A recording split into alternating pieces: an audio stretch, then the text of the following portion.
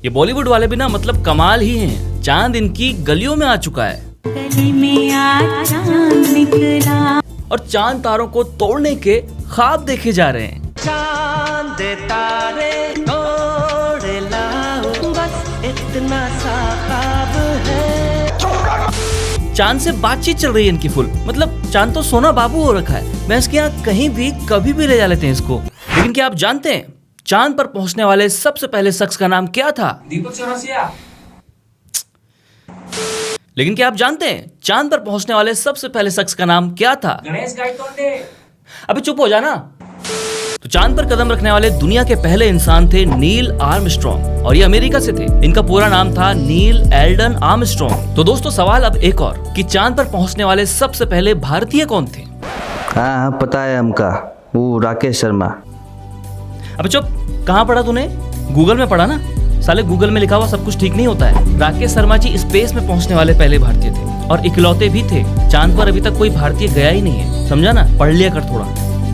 16 जुलाई 1969 को Neil Armstrong ने चांद के लिए उड़ान भरी थी और 20 जुलाई 1969 को उन्होंने चांद पर कदम रखा था और इतिहास रच दिया था। लेकिन अब एक और सवाल कि अब ये लोग चांद पर जाने से क्यों घबरा रहे हैं? मतलब अंतिम बार चांद पर साल 1972 में गया था इंसान, लेकिन साल 1972 से अब तक कोई भी चांद पर नहीं जा पाया है। ऐसा क्यों है? जबकि अब तो टेक्नोलॉजी उस टाइम के मुकाबले काफी एडवांस भी हो चुकी है, तो अब तो इन सब में हम लोगों को और भी ज्यादा आगे होना चाहिए था। लेकिन ऐसा नहीं है। साल 1972 से अब तक कोई भी इंसान चांद पर दोबारा नहीं गया है। इसके पीछे भी कहानी है, चलिए जानते हैं। तो जब अमेरिका और सोवियत रूस के बीच युद्ध चल रहा था, शीत युद्ध मतलब जुबानी जंग, और एक दूसरे से आगे बढ़ने की होड़ लगी हुई थी। दोनों ही देश हर एक मामले में एक दूसरे से आगे बढ़ना चाह रहे थे और यही रेस स्पेस के फील्ड में भी चल रही थी। इस बीच रूस ने सबसे पहले अंतरिक्ष में अपना आदमी भेज दिया और ये पहली बार हो रहा था कि कोई इंसान धरती से अंतरिक्ष में जा रहा हो और इनका नाम था यूरी गागरिन। 12 अप्रैल 1961 को ये अंतरिक्ष में पहुंचे और अमेरिका और सोवियत संघ रूस के बीच चल रहे शीत युद्ध में ये रूस की बहुत बड़ी जीत थी। इसके बाद यूरी गागरिन न सिर्फ रूस के बल्कि पूरी दुनिया के हीरो बन चुके थे। अब ये देखकर अमेरिका की भी जलनी थी और रूस की इतनी बड़ी कामयाबी को देखकर अमेरिका ने भी इसके ठीक 23 दिन बाद अपना एक एस्ट्रोनॉट अंतरिक्ष में भेज दिया। लेकिन पहला तो पहला होता है और ये दूसरे जो शख्स थे अमेरिका के, उनका नाम था एलन सेफर्ड, जो कि अमेरिका से थे। अगर हम अब की बात करें तो दुनिया इतनी एडवांस हो चुकी है कि अब हम अंतरिक्ष में बस्तियां बनाने की कोशिश कर रहे हैं। स्पेस टूरिज्म शुरू किया जा रहा है। जेफ बेजोस को देख लीजिए और अपने इलॉन मस्क भैया। अरे तो वो तो एलियन है ना। अबे चुप। लेकिन ये तो बताइए अमेरिका क्या किया वो के बाद? अमेरिका क्या करता? अब अगर अंतरिक्ष में पहुंचता भी तो भी वहां पहुंचने वाला पहला देश तो रूस बन ही चुका था। अब अमेरिका ने टारगेट बनाया चांद को और चांद पर पहुंचने वाले पहले देश बनने की कोशिशें शुरू करने लग गया। कुछ समय बाद उसने अपना ये लक्ष्य हासिल कर भी लिया और नील आर्मस्ट्रॉन्ग चांद पर पहुंचने वाले दुनिया के पहले इंसान बन गए। और अब ये देखकर रूस की जलन लगी। रूस ने भी कई बार प्रयास किए चांद पर पहुंचने के, लेकिन किसी भी प्रयास में वो सफल नहीं हो पाया। अभी तक चांद पर पहुंचने वाले 12 सारे के सारे एस्ट्रोनॉट्स अमेरिका से ही हैं। साल 1972 में आखिरी बार चांद पर कोई इंसान गया था और उस शख्स का नाम था यूजीन सेरेनन। तब से लेकर अब तक किसी ने भी चांद पर पहुंचने की जहमत नहीं उठाई। अरे तो ये तो बताइए 1972 के बाद कोनो काहे ना पहुंचा चांद पर? हाँ तो बता तो रहा हूँ, सब्र कर जरा।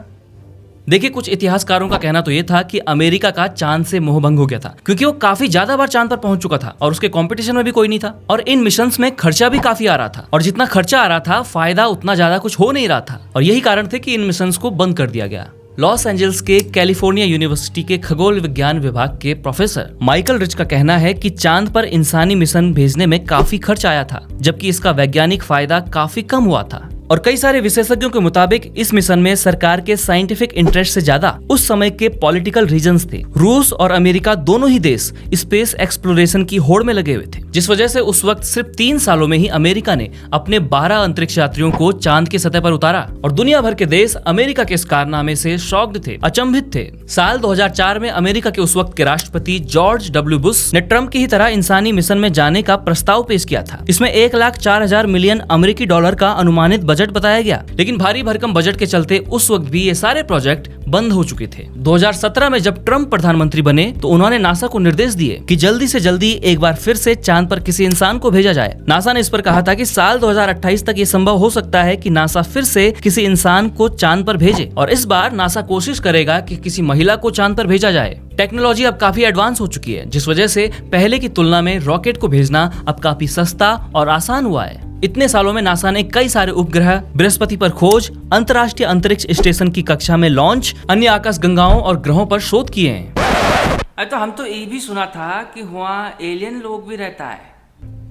कुछ लोगों का मानना है कि चांद पर एलियंस रहते हैं और चांद पर धरती पर रहने वाले इंसानों से भी ज्यादा एडवांस सभ्यता रहती है, लेकिन इस बात में कितनी सच्चाई है ये कोई नहीं जानता। चीन, रूस और भारत भी अब चांद पर इंसानों को भेजने की कोशिशों में लगा है। साल 2030 तक होपफुली शायद ये देश भी ऐसा कुछ कर पाने में सक्षम हो सके। तो अब समझ में आया कि 1972 के बाद कोई इंसान दोबारा चांद पर क्यों नहीं पहुँच पाया।